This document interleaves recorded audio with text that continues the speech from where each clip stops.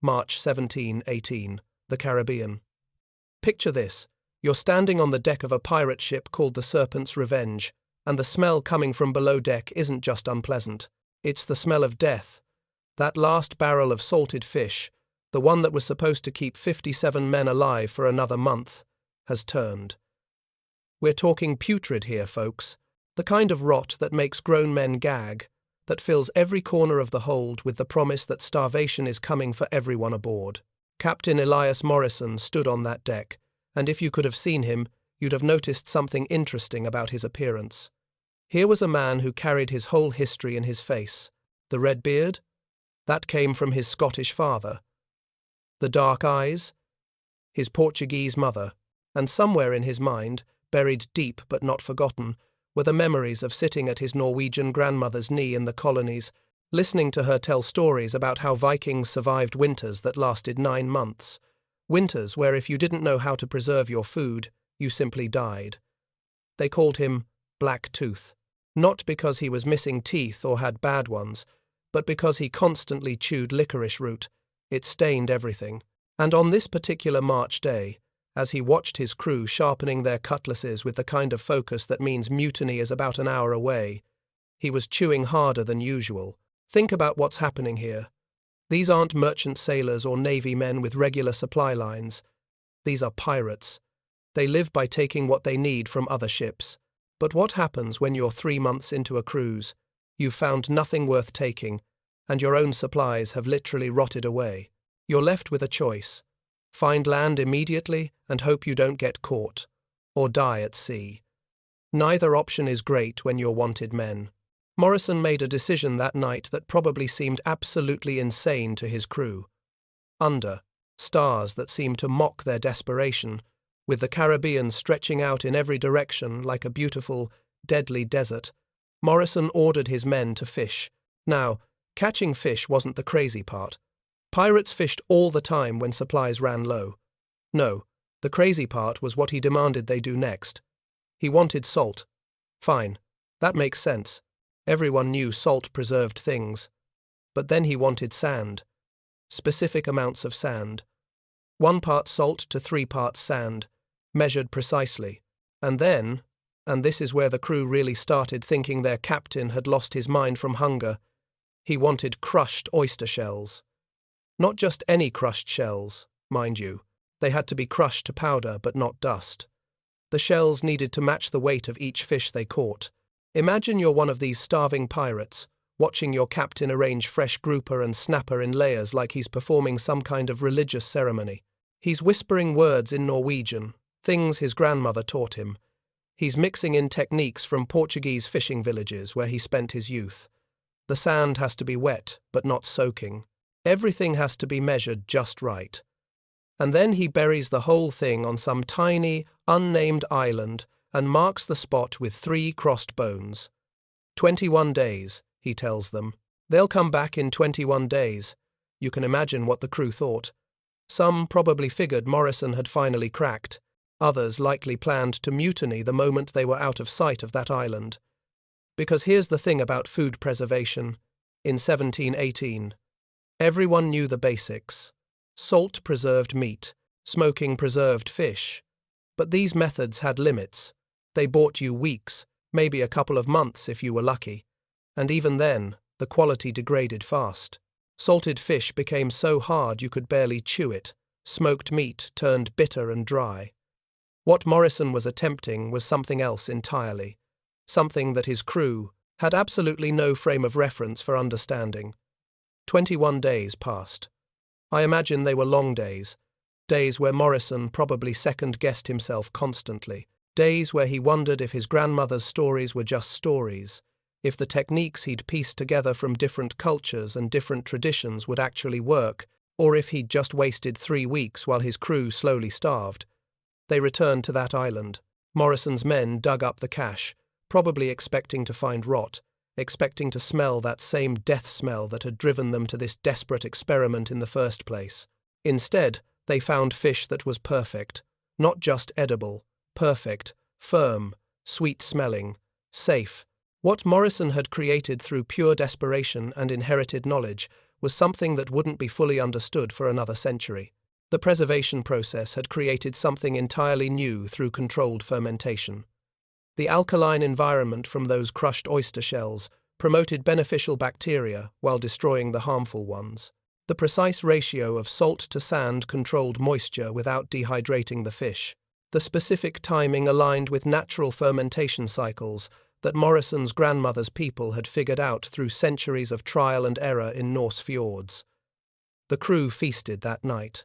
You can imagine the relief, the joy, the sheer disbelief that they weren't going to die after all. But while his men celebrated, Captain Blacktooth Morrison understood something that none of them had quite grasped yet. He was holding knowledge worth more than Spanish gold. Because, here's what this meant. Piracy, as everyone knew it, was about to change forever. Traditional pirates were limited by their supplies. They could raid for a few months, maybe 3 if they were lucky and disciplined.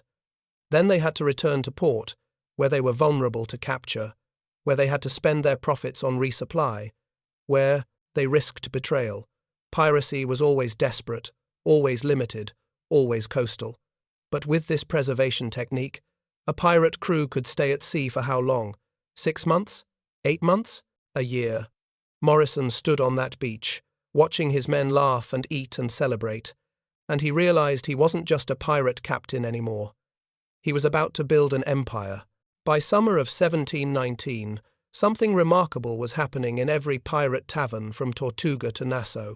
Stories, impossible stories, the kind of tales that pirates normally dismissed as drunken fantasy. But these stories kept coming, from different crews, different ports, all saying essentially the same thing. Morrison's crew had stayed at sea for 8 straight months. 8 months. And they weren't just surviving out there. They were thriving, appearing like phantoms to strike merchant vessels from Jamaica all the way up to the Carolinas, then vanishing back into the vast ocean before the Royal Navy could even mount a response. 8 months at sea would have been a death sentence for any other pirate crew. But Morrison had changed the rules. Now, Morrison wasn't stupid. He understood immediately that this knowledge was dangerous. Not dangerous because it didn't work, but dangerous because it worked too well. If every pirate in the Caribbean learned his technique, the advantage disappeared. Worse, if the Royal Navy learned it, they'd become unstoppable. Their already superior numbers and firepower, combined with extended range, game over for piracy. So Morrison did something that had never really been done in the pirate world before. He built a cartel. He hand-selected 12 captains, 12 men and 1 woman, actually, which we'll get to in a moment. These weren't just the toughest or the most successful pirates. Morrison chose carefully. He needed people who understood that this knowledge was worth more if it stayed rare, people who could keep secrets, people who could work together instead of constantly trying to cut each other's throats. And here's the genius part. Morrison taught each captain only part of the technique. Think about that for a second. You learn the salt-to-sand ratio, but not the shell preparation. Or you learn the timing, but not the temperature controls. None of them could betray the whole secret, because none of them possessed it. Morrison had essentially created a security system through fragmented knowledge. It's almost modern in its sophistication. Among those 12 captains was Anne Bonny. Yes, that Anne Bonny. And she proved to be one of Morrison's most valuable partners, not despite being a woman in a male-dominated world, but because of the unique perspective she brought. Bonny had Chinese sailors in her crew, men who had experience with fermentation techniques that went back centuries in Asia. She started adding their methods to Morrison's base technique. She experimented, she innovated. While the men were content to follow Morrison's formula, Bonny was improving it. Captain Calico Jack Rackham controlled the western routes. Charles Vane managed the eastern passages. Each of the 12 became wealthy beyond any pirate's normal dreams. But Morrison kept them organized, kept them disciplined, kept them focused on the long game. The preservation technique itself evolved into something almost ritualistic. Picture this. You've got crews from 40 different nations, all contributing their knowledge to this growing body of expertise. West African sailors noticed something interesting.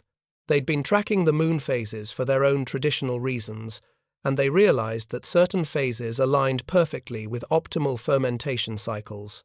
Was this coincidence? Maybe. Or maybe their ancestors had figured something out centuries ago that Western science wouldn't confirm until the 20th century. Dutch privateers, who had been operating in colder northern waters, introduced temperature controls. They discovered that keeping the buried fish covered with wet cloth and shade made the process more reliable. The timing changed based on location, 21 days at Caribbean temperatures, but only 14 days in cooler northern waters. Get the ratio wrong, and you got disaster. Too much crushed shell made the fish bitter, practically inedible. Too little, and harmful bacteria would win the race against the beneficial ones, leading to rot. The margins were tight. This wasn't something you could do casually or carelessly. Morrison's quartermaster, a man named William Hart, became the keeper of the master formula. Hart was fascinating in his own right. He'd been a chemistry student at Edinburgh before whatever circumstances led him to piracy. He kept the complete formula memorized, never written down, never shared completely with anyone except Morrison himself. Hart understood the chemistry in ways that Morrison, working from inherited folklore and intuition, didn't. Hart knew why the process worked, even if he couldn't have explained it in modern terms. The economic impact was staggering, and I mean really staggering. Morrison's ships captured 17 vessels in 1719 alone, 17 successful raids in a single year. To put that in perspective, a productive pirate crew at the time might capture 4 or 5 ships in a year.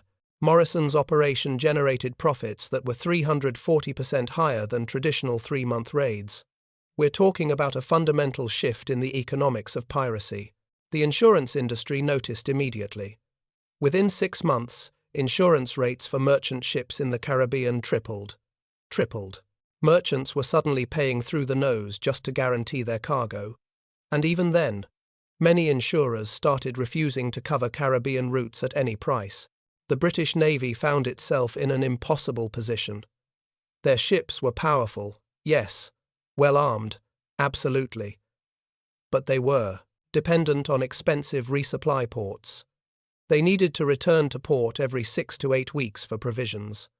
Morrison's ships could stay out for months. It was like trying to catch smoke. The Navy would get intelligence about where Morrison had struck, sail there, and find nothing. By the time they arrived, Morrison's crews were 300 miles away, hitting another target. Morrison established 37 hidden supply depots. 37, scattered across uninhabited islands throughout the Caribbean and along the American coast. Each depot contained preserved fish, fresh water collected in cisterns during the rainy season, spare sails, rope, tar, all the supplies a ship might need. This wasn't just piracy anymore. This was logistics. This was infrastructure. Morrison had built a supply network that functioned like a military operation, enabling coordinated attacks across thousands of miles of ocean. And then Morrison did something even more audacious. He went legitimate. Sort of. Governor Francisco Guazo of Cuba was a Spanish official, representing the crown, sworn to uphold the law. He was also corrupt, ambitious, and smart enough to see an opportunity. Guazo secretly partnered with Morrison. The arrangement was simple. Morrison would target British and French merchants while sparing Spanish vessels. In exchange, Guazo provided protection, advance warning of military operations, and safe harbor in Cuban ports. The preservation technique had become a weapon of economic warfare. Spain was using piracy as a tool against its rivals, and Morrison was the instrument. But Morrison didn't stop there. He understood that information itself was valuable. He started trading partial knowledge to corrupt officials throughout the Caribbean. The governor of Nassau received the salt-to-sand ratio in exchange for advance warning of Royal Navy patrols. The French governor of Martinique learned the shell preparation method in return for allowing Morrison's ships safe, harbor and resupply.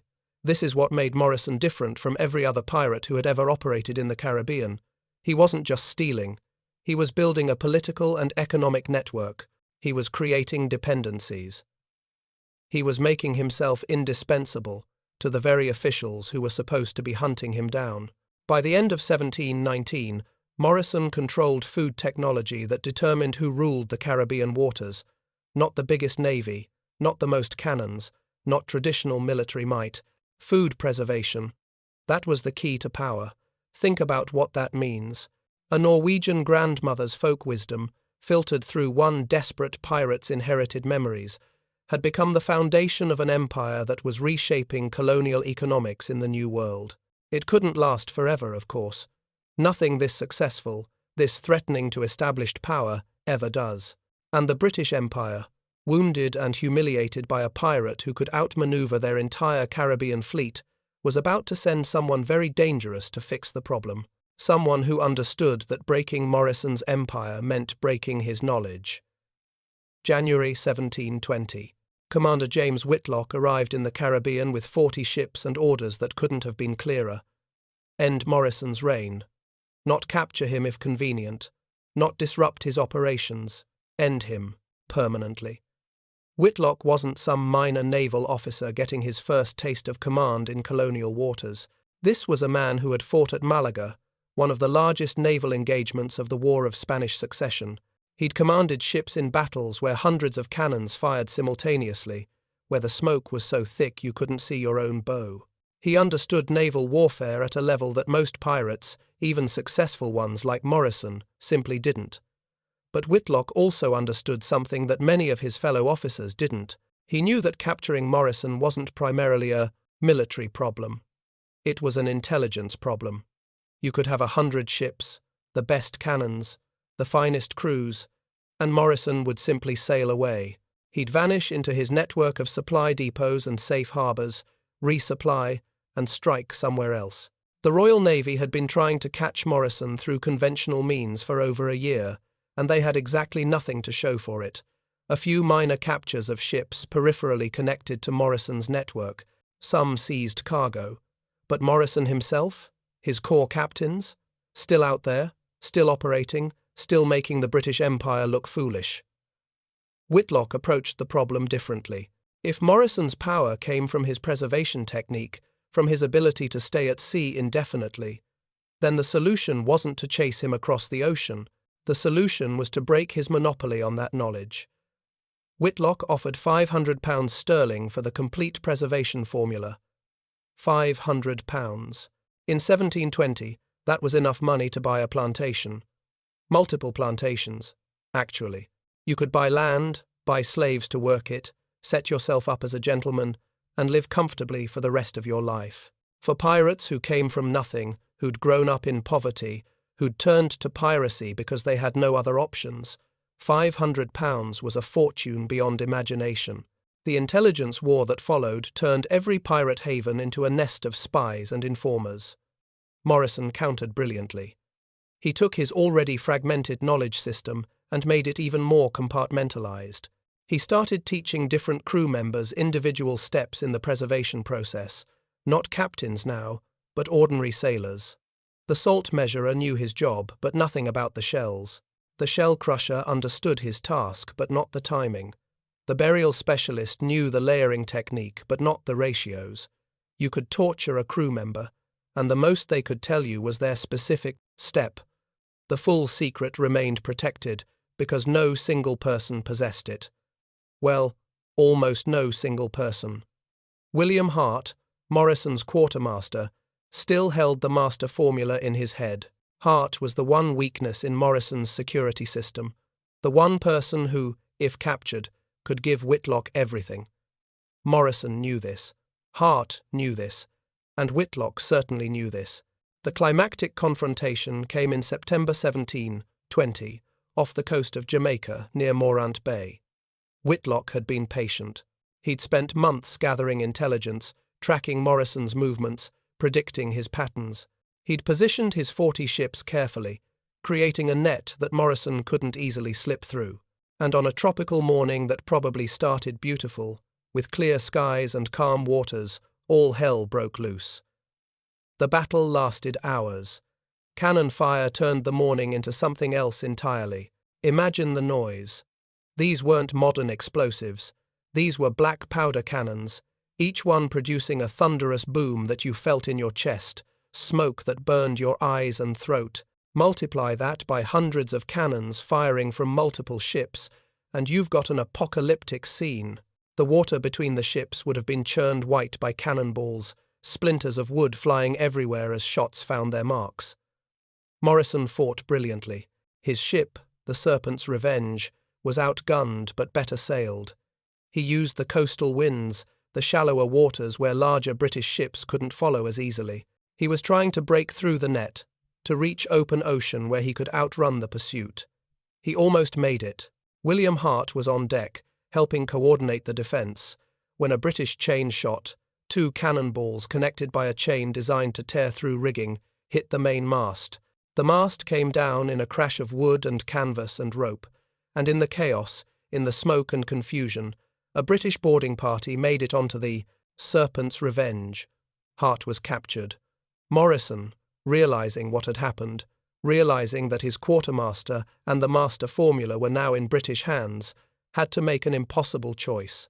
Try to rescue Hart and probably lose his ship and his entire crew, or escape and live to fight another day. He chose to escape. A storm was building on the horizon. Morrison used it, sailing directly into weather that no sane captain would approach, using the storm as cover to break away from Whitlock's fleet. But William Hart was gone. For 3 days, Whitlock's men tortured Hart. I'm not going to describe the methods in detail, but understand that these were experienced naval officers who had dealt with pirates before, who knew every technique for extracting information. They were systematic. They were patient. They were absolutely ruthless. Hart never talked. He died on the 3rd day, taking the precise measurements, the exact timing, the chemistry that he understood better than anyone, to his grave. You have to admire that kind of loyalty, or that kind of stubbornness. Maybe they're the same thing. Hart could have bought his life. He could have lived comfortably on a British pension. Instead, he chose to die in agony rather than betray Morrison. But here's the thing about secrets. They never stay secret as perfectly as you hope. Morrison discovered that rivals had learned fragments of his technique. Chinese pirates, working with knowledge that Anne Bonny had taught them before she disappeared into the Pacific, had combined those teachings with their own ancient fermentation methods. They'd created preservation that lasted 9 months. 9 months. Longer than Morrison's own technique. Spanish privateers, working from intelligence provided by captured crew members and corrupt officials, had developed variations using Caribbean plants. They hadn't replicated Morrison's exact method, but they'd figured out something that prevented scurvy, the vitamin deficiency, that killed more sailors than battles ever did. In some ways, their technique was more valuable than Morrison's. The monopoly was breaking. The empire was fragmenting. That October, as if the universe itself had decided Morrison's time was up, a hurricane destroyed his main supply depot. These weren't small tropical storms. Caribbean hurricanes in this era were ship killers, island destroyers. The depot, carefully built up over years, protected, hidden, was simply gone. 10,000 pounds of preserved fish, months of accumulated supplies, washed away in a single night of wind and water. The financial blow was devastating, but worse was what it did to morale among the 12 captains. Charles Vane, one of the original 12, decided the empire was doomed. He attempted to sell his knowledge to the British. Vane was caught before he could complete the transaction, not by the British, but by Morrison's own men. They hanged him from a gibbet as a message to anyone else considering betrayal. The execution was public, brutal, meant to terrify. But fear only works when you're strong. And Morrison's position was weakening daily. The cartel was fragmenting. Morrison, now 53 years old, exhausted from constant warfare, constant pressure, constant betrayal, started making desperate decisions. He began teaching the full technique to common sailors in exchange for their loyalty. He needed crew members he could trust, men who would stay loyal because he'd made them valuable. But Whitlock had been patient. Whitlock had been smart. Whitlock had placed agents among the new recruits, men who'd been carefully prepared, who knew how to appear loyal, who asked the right questions in the right ways. The net was closing. And this time, Morrison wouldn't escape through a storm. This time, the betrayal would come from inside his own ship. March 1721, Morrison's end came on a Tuesday morning, and like so many endings in history, it came from betrayal by someone close. His own boatswain. A man named Thomas Ridge, who had served aboard the Serpent's Revenge for 2 years. Whitlock had gotten to him, offering £300 sterling and a full pardon, not the original £500, interestingly. Whitlock had learned that 300 was enough.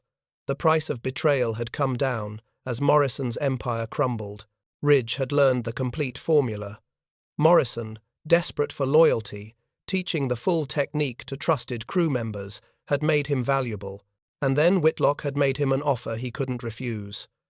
The final battle took place in the waters off Barbados. 6 hours of fighting. Morrison knew this was it. He could see it in how Whitlock's ships moved, how they anticipated his tactics. Someone had told them everything, how Morrison fought, where he'd try to break through, what tricks he'd use. In those final hours, Morrison made a choice that tells you everything about who he was. He had the complete formula written down on his ship, years of knowledge, the precise measurements, the exact techniques, everything that William Hart had died protecting. Morrison could have surrendered that document in exchange for his life. Whitlock would have taken that deal. The British wanted the knowledge more than they wanted one pirate's corpse. Instead, Morrison threw it into the sea. Then a British musket ball found his heart, and Captain Elias Morrison, Black Tooth, the man who had transformed piracy through his Norwegian grandmother's wisdom, died as he had lived. Defiantly, on his own terms. But here's the thing about knowledge. You can kill the man, but if the knowledge has already spread, if it's already out there in the world, the man's death doesn't matter as much as you might think. The 12 captains scattered, actually, 11 now, since Vane was dead. Each one carried their version of the technique, their piece of Morrison's empire, and each one sold it. Anne Bonny fled to China. We don't know all the details of what happened to her there, but we know she established a preservation empire that would influence Asian fishing practices for centuries. The techniques she taught, combining Morrison's methods with Chinese fermentation knowledge, became foundational to how fish was preserved throughout the Pacific. You can trace specific preservation methods used in Japan, Korea, and coastal China in the 1700s directly back to what Bonny introduced. Calico Jack Rackham sold his knowledge to Dutch merchants. The Dutch East India Company was expanding rapidly, trying to dominate Pacific whaling and Asian trade routes. Extended food preservation was exactly what they needed. Rackham got rich. Very rich. He died in Amsterdam in 1735. A respected merchant, his pirate past conveniently forgotten by people who wanted his expertise. The other captains scattered across the Atlantic world, each finding buyers for what they knew. Spanish merchants, Portuguese traders, French privateers. Even British merchants, ironically, who didn't care that they were buying pirate knowledge if it made them money. The immediate aftermath was chaotic and transformative. Within 2 years, modified versions of Morrison's technique enabled merchant ships to establish entirely new trade routes. Ships could now sail to Asia and Africa on routes that had been impossible before. The extended range meant they could take more direct paths, avoid dangerous coastal waters, reduce their dependence on expensive supply ports. The British Royal Navy, which had spent years trying to destroy Morrison, officially adopted the preservation method in 1723. The irony is almost funny. They killed Morrison to stop him, then immediately started using his technique. Naval operational costs dropped by 60%. 60%. That's an absolutely staggering reduction.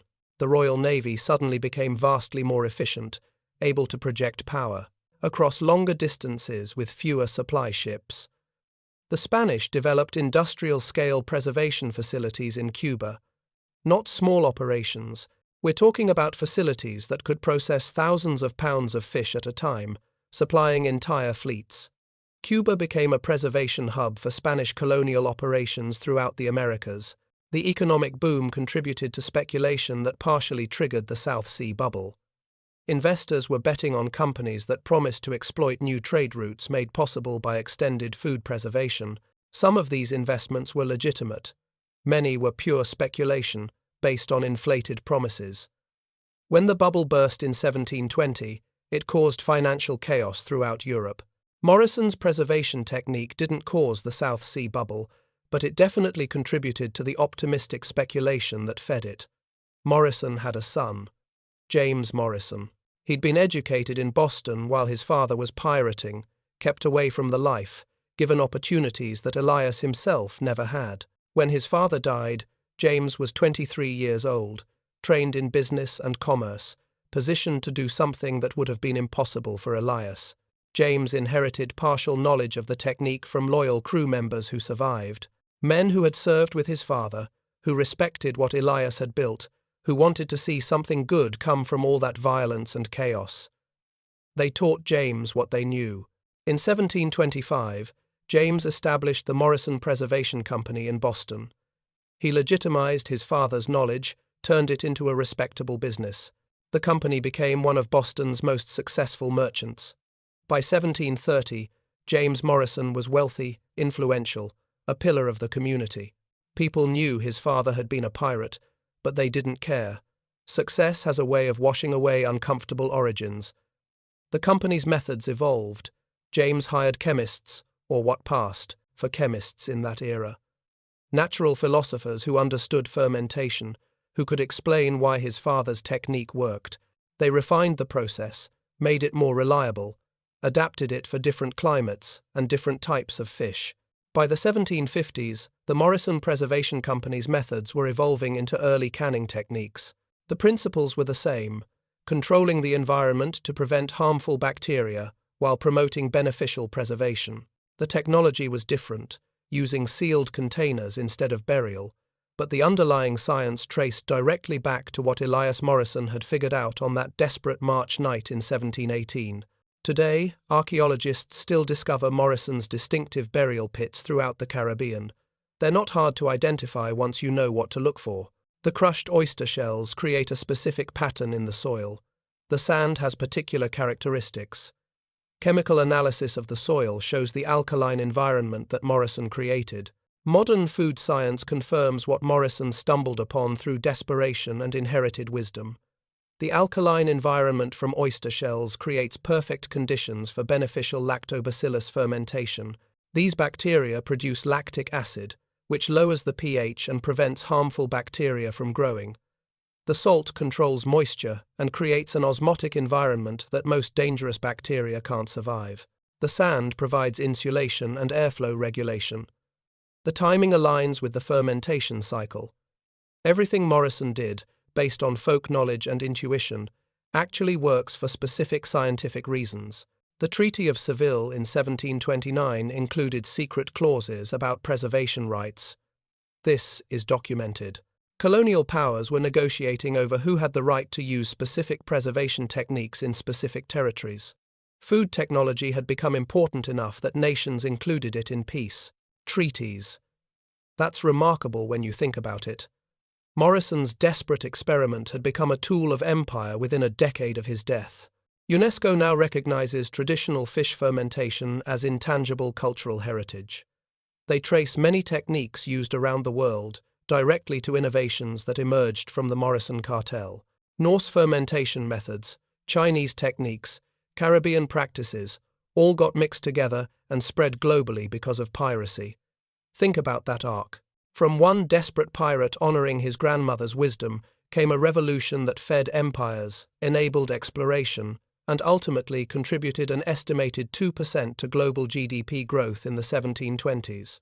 2% doesn't sound like much, but in an era when economic growth was slow and difficult, when most people lived their entire lives without seeing significant improvements in living standards, 2% was enormous. Morrison's greatest treasure wasn't gold or silver. It wasn't the 17 ships he captured in 1719, or the corrupt governors he bought, or even the cartel he built.